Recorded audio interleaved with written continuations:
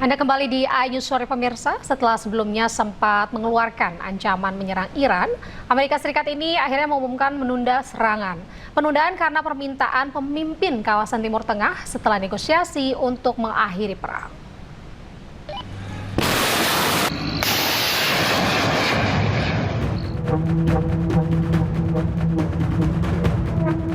Melalui akun Truth Social, Presiden Amerika Serikat Donald Trump sempat mengancam akan menyerang Iran dalam waktu 24 hingga 48 jam kemudian. Namun akhirnya Amerika mengumumkan menunda serangan ke Iran.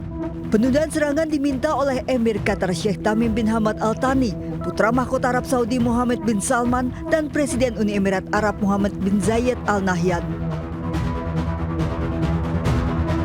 Trump menyebut para pemimpin Teluk telah melakukan negosiasi serius untuk mengakhiri perang dan negosiasi tersebut akan diterima oleh Amerika. Trump juga menegaskan tak ada senjata nuklir untuk Iran.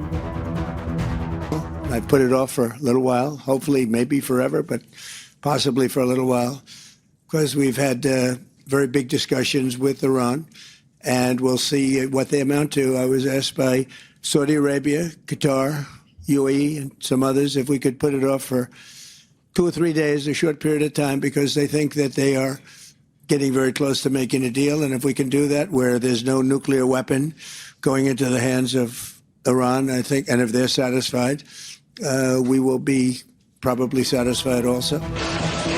Belum jelas apakah ada terobosan dalam negosiasi yang tertunda untuk akhiri perang Amerika dan Israel dengan Iran. Namun Trump tegaskan siap melanjutkan serangan penuh berskala besar terhadap Iran jika kesepakatan dengan Iran tidak tercapai. Trump berulang kali mengancam akan menyerang Iran, namun hingga kini ancaman Trump tidak terbukti. Sementara Iran selalu siap menghadapi serangan Amerika, bahkan Garda Revolusi Iran menggelar latihan perang skala besar digelar non-stop 5 hari 5 malam. Iran juga memanggil semua generasi mudanya untuk segera mendaftar bela negara. Saat ini sudah 10 juta anak muda Iran terdaftar sebagai relawan bela negara. Bahkan Garda Revolusi Iran sudah menggelar pelatihan perang bagi warga sipil dan siap mempersenjatai warga sipil.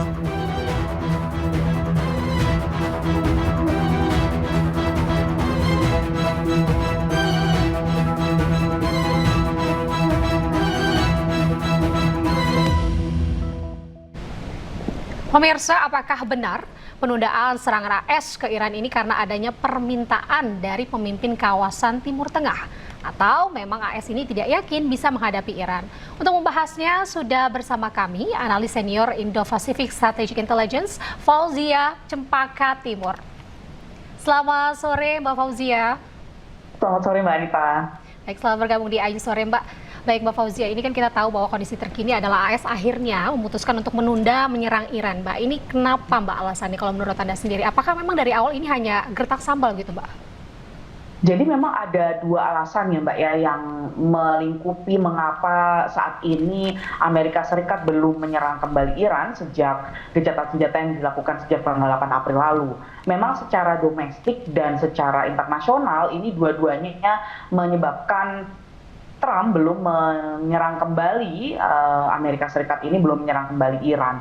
Secara domestik tentu saja pertimbangannya adalah terkait dengan 60 Days New Wars Resolution Act yang dimiliki oleh Amerika Serikat yang sudah berakhir sejak awal Mei lalu begitu. Yang artinya jika memang Amerika Serikat ini mau menyerang kembali Iran, maka harus dengan perang atau operasi militer yang baru. Dalam konteks ini, Operation Epic Fury tidak bisa lagi diaktifasi atau direaktivasi, Mbak Anita. Nah, tentu saja ini kita juga dengar beberapa hari lalu ada ancaman yang baru dengan operasi baru yang disebut dengan Sledgehammer Operation. Nah, ini sebenarnya dalam konteks untuk memenuhi tadi peraturan terkait dengan 60 Days New Wars Resolution Act yang dimiliki oleh Amerika Serikat. Sehingga jika pun perlu ada serangan kembali yang digunakan untuk menyerang Iran atau menekan Iran, maka yang dilakukan adalah dengan operasi baru, yaitu Sledgehammer Operation tadi. Tapi juga ada pertimbangan yang sifatnya internasional, Mbak, yaitu terkait dengan yang disampaikan oleh Donald Trump, tekanan dari negara-negara Teluk misalnya Arab Saudi, lalu juga Qatar, Oman, dan UAE misalnya. Mengapa? Karena kita lihat dari serangan tanggal 28 Februari lalu ke Iran yang dilakukan oleh Amerika Serikat. Kita lihat dampaknya ini bukan serangannya ini dibalas kepada Amerika Serikat, karena yang justru dilakukan oleh Iran adalah melakukan serangan yang sifatnya menyerang military base atau basis-basis militer yang dimiliki, markas-markas militer yang dimiliki oleh Amerika Serikat yang berada di negara-negara Teluk. Nah, tentu saja jika memang Amerika Serikat ini mengancam Iran atau menyerang Iran nantinya melalui Operation Sledgehammer ataupun operasi baru yang direaktivasi kembali, Epic Fury yang direaktivasi kembali, maka dampaknya ini akan lebih besar pada negara Teluk. Dan ini tentu saja secara internasional tidak cukup baik. Nah, faktor lain yang saya lihat selain dari internasional dan juga domestik tadi adalah bahwa kesiapan militer Amerika Serikat dan kapasitas tempurnya ini tidak selalu optimal, Mbak. Kita tahu bahwa saat ini satu kapal sudah kembali lagi ke Amerika Serikat, sudah sampai bahkan di pelabuhan Amerika Serikat beberapa hari yang lalu. Nah, kondisi saat ini menunjukkan bahwa jumlah pasukan yang berada di Timur Tengah ini hanya sekitar 40.000 pasukan. Berbeda dengan kondisi ketika sedang dilakukan negosiasi yang pertama di Pakistan atau di Islamabad oleh Amerika Serikat dan Iran. Nah, dalam kondisi ini menunjukkan bahwa kesiapan militer dan kapasitas tempur Amerika Serikat sendiri di Timur Tengah saat ini belum optimal untuk dilakukannya serangan kembali. Nah, tapi kita juga melihat bagaimana ancaman demi ancaman masih terus diberikan oleh atau disampaikan oleh Donald Trump, baik melalui tweets maupun melalui press release yang dilakukan oleh Amerika Serikat. Ini tentu saja dalam hal kita mengerti dalam sebuah teori ada yang disebut dengan panggung depan, panggung belakang. Nah, ancaman yang diberikan oleh Amerika Serikat ini tentu saja dilakukan untuk melancarkan negosiasi yang saat ini sedang terjadi secara back channel dengan difasilitasi oleh Pakistan, Mbak Anita. Oke, baik Mbak Fauzia, ini kan artinya berarti selain tadi ada pertimbangan operasi baru yang akan dibentuk atau dipersiapkan oleh AS sendiri dengan mengubah nama strateginya itu menjadi tadi yang terbaru adalah Sledgehammer. Juga ada pertimbangan lainnya adalah tekanan-tekanan dari negara-negara Teluk nih, Mbak. Ini apakah artinya ini kan bukan kali pertama ya, Mbak ya, AS itu untuk mengancam dan juga menunda serangan ini bukan kali pertama. Apakah karena memang AS ini sebenarnya takut tidak bisa menghadapi Iran, Mbak?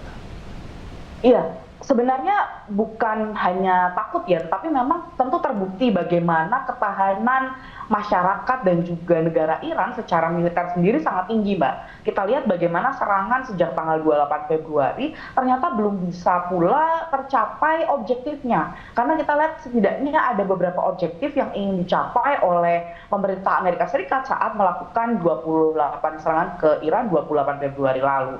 Kita bisa memetakan setidaknya ada 4 rencana objektif atau tujuan yang sebenarnya ingin dicapai oleh Amerika Serikat, yaitu pertama mengurangi kemampuan misil dan rudal Iran yang tentu saja sampai saat ini salah satu informasi yang disampaikan pada tanggal awal Mei lalu oleh CIA laporannya yang tersampaikan secara terbuka pula begitu menyatakan bahwa kemampuan rudal dan rudal balistik dan misil Iran ini masih di atas 70%, Mbak, yang artinya tujuan untuk mengurangi kemampuan militer Iran yang berdasarkan rudal dan misil ini belum berhasil, belum tercapai hingga sejauh ini. Yang kedua adalah terkait dengan nuklir. Pengayaan nuklir Iran ini masih dalam kondisi optimum, yang artinya dia masih memiliki 400 kg yang disebut dengan Amerika Serikat menyebut, Trump menyebut sebagai debu nuklir begitu ya.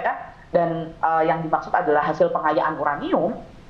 Di sisi lain juga dia masih memiliki sekitar kapasitas 60% yang dia miliki sejauh ini. Nah, ini yang menunjukkan bahwa tujuan objektifnya ini belum tercapai, begitu Mbak. Nah, terlebih kita tahu ada yang disebut dengan ketika Amerika Serikat ini tentu menyerang secara nyata terhadap Iran nantinya, maka justru dampak yang ditimbulkan kita lihat, justru 10 juta anak muda ini di Iran saat ini yang di awal Januari sebelum dilakukan serangan Amerika Serikat justru banyak demonstrasi muncul di Iran dan lain sebagainya, justru saat ini sangat bersatu begitu Mbak. Dalam sebuah teori kita menyebutnya sebagai rally around the flag begitu, yang artinya adalah justru ketika dilakukan serangan di sebuah negara, maka kebersatuan itu justru akan sangat tinggi karena negara tersebut memiliki common enemy atau musuh bersama. Nah, ini yang justru tentu akan sangat berbahaya dan kontraproduktif bagi Amerika Serikat sendiri jika Amerika Serikat tetap memutuskan untuk melakukan serangan ke Iran. Dan kita tentu juga melihat masalahnya pada saat salah satu video yang disampaikan baru saja tadi bahwa saat ini Iran ini sedang juga dalam keadaan yang meskipun gencatan senjata, dia memiliki high alert atau kewaspadaan yang cukup tinggi karena dia masih melakukan beberapa kali latihan, bahkan 5 hari 5 malam begitu, dan dalam konteks ini yang dilakukan pelatihannya ini sangat spesifik untuk ketika nanti jika Amerika Serikat melakukan reaktivasi atau penyerangan kembali. Misalnya pelatihan itu dalam bentuk pelatihan yang sifatnya ketahanan sipil begitu Mbak. Yang kedua tentang persiapan jika terjadi dekapitasi di lingkungan atau di tingkat pucuk kepemimpinan. Yang ketiga adalah terkait dengan kemampuan nuklir dan misil. Nah ini sangat spesifik jika nantinya serangan Amerika Serikat ini benar-benar terwujud, maka pelatihan-pelatihan yang dilakukan oleh IRGC ini harus diimplementasikan atau dilakukan di dalam aksinya begitu. Nah, ini menunjukkan bagaimana sebenarnya ancaman-ancaman berulang yang dilakukan oleh Trump tadi sebenarnya dilakukan memang untuk menekan di meja negosiasi begitu.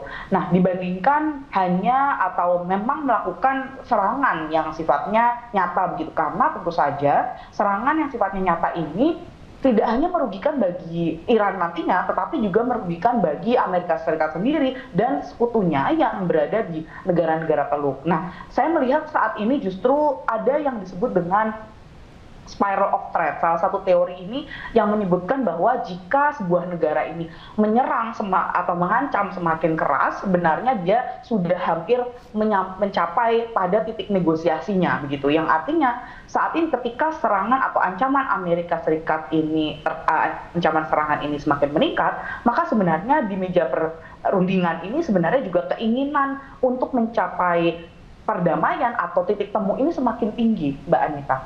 Baik Mbak Fauzia, itu artinya berarti memang poinnya adalah target AS terhadap Iran ini belum tercapai begitu ya Mbak ya? Betul. Mbak, ini betul, kan Mbak Iran Anta. tetap pada pendiriannya gitu ya Mbak. Apakah ini karena yakin bisa menghadapi Amerika Serikat? Betul Mbak. Nah ini kita lihat memang sangat konsekuensi dan pola yang dimiliki oleh Iran sendiri memang menunjukkan bagaimana Iran ini sangat mengerti apa yang ingin dicapai begitu ya. Saat ini memang ada permintaan tuntutan dari Iran sendiri terkait dengan misalnya satu yang pertama adalah terkait dengan insentif begitu, dan insentif penggantian perang begitu. Nah ini yang tentu saja saat ini masih diinginkan atau disampaikan oleh Iran terhadap Amerika Serikat, terutama pasca kembalinya Trump dari Beijing, Mbak. Nah ini bentuk dari menunjukkan bagaimana Iran sendiri memang mengerti apa yang diinginkannya, dan di lapangan pun kita lihat ada kebersatuan atau kesatuan komando antara IRGC dengan Pezeshkian yang pada negosiasi pertama di Pakistan kita lihat ini ada diskusi atau penyampaian dari Trump bahwa sebenarnya ada inkonsistensi begitu dari pucuk-pucuk pimpinan Iran. Nah saat ini justru saya lihat bagaimana Iran ini sudah mulai satu suara kembali begitu ya Mbak ya, dalam hal negosiasi maupun di lapangan. Di lapangan tetap siap, dan di sisi lain di sisi negosiasi pun tetap dengan permintaannya begitu. Nah, salah satu yang saya lihat saat ini mencapai atau hampir mencapai titik terang adalah terkait dengan aset yang dimiliki Iran yang saat ini masih dibekukan. Ini ada sedikit titik terang, informasi saat ini menyebutkan bahwa Amerika Serikat sudah mempertimbangkan bahwa tidak akan melepaskan 100% aset tersebut, tapi masih di angka 25%. Di sisi lain pun masih ada diskusi terkait dengan insentif penggantian perang yang penggantian korban atau perang yang saat ini terjadi, kerusakan dan lain sebagainya, yang saat ini sedang dipertimbangkan oleh Amerika Serikat di angka 1,5 miliar US dollar. Nah, jadi ini dua hal yang menurut saya saat ini menunjukkan bagaimana konsistensi Iran ini bersifat produktif terhadap perjuangan Iran hingga saat ini. Baik Mbak Fauzia, ini tadi Anda sempat sampaikan bahwa jika perang saat ini tuh intensitasnya semakin tinggi begitu tekanan yang terjadi, berarti ini tingkat untuk mencapai perdamaian itu atau negosiasi antara kedua belah pihak ini semakin mencapai puncaknya gitu ya Mbak Fauzia. Tapi kalau menurut Anda pribadi dari yang terjadi saat ini, siapa pihak yang benar-benar berniat untuk mengakhiri perang ini Mbak? AS atau Iran Mbak? Iya, kalau saya lihat memang kedua belah pihak tentu sudah dalam kondisi tidak akan atau tidak siap berperang begitu ya, sudah tidak siap kembali untuk mereaktivasi perang ini. Mengapa? Karena secara konteks pertama kita lihat dari 3 sisi, dari Amerika Serikat sendiri secara domestik harga terus meningkat, inflasi terus meningkat, begitu ya Mbak ya, dan juga secara pengeluaran dan sampai saat ini belum ada green light atau lampu hijau dari Kongres untuk memberikan anggaran tambahan yang diminta oleh Pete Hegseth untuk operasi Big Fury atau bahkan operasi baru Sledgehammer. Itu dari Amerika Serikat sendiri. Dari Iran tentu kita lihat bagaimana Iran ini juga secara ekonomi ini sudah juga terbebani, meskipun Iran sendiri lebih siap secara dalam konteks pertahanan, karena misalnya dalam konteks double blokade yang dilakukan oleh Amerika Serikat dan juga terhadap Selat Hormuz ini sudah dicari konteksnya. Nah, yang ketiga Mbak, mungkin terkait Israel tadi, Israel sendiri juga memiliki banyak front yang tentu membatasi gerak, dan ini saya melihat bagaimana ini tentu membebani ketiga belah pihak dan semuanya ingin segera mencapai perdamaian, Mbak. Baik, terima kasih banyak Mbak Fauzia Cempaka Timur. Terima kasih sudah bergabung di Ayu Sore pada hari ini. Salam sehat selalu, Mbak. Terima kasih, Mbak. Pemirsa, Wakil Ketua DPR RI Sufmi Dasko Ahmad sidak ke Bursa Efek Indonesia untuk memperkuat posisi bursa saham dalam negeri. Informasinya usai jeda sesaat lagi di Ayu Sore.